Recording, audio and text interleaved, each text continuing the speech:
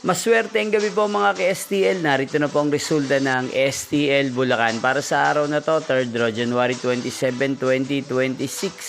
Araw ng Martes. Naway ang mga natayaan niyo pong mga numero kanina ay manalo nawa ngayong gabing ito, 8 p.m. Kaya kunin niyo na po ang inyong mga ticket.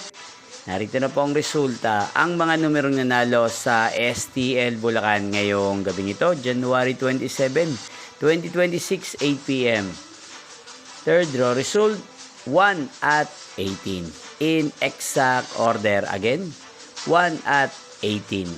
At ngayong gabing ito sa STL Bulacan, natin pong i-shoutout si Ate Marla ng Bulacan. Shoutout po sa inyo, Ate Marla. Sana po ay nasa maayos kayong kalagayan.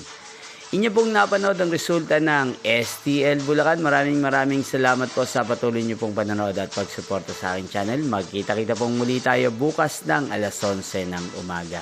Thank you for watching.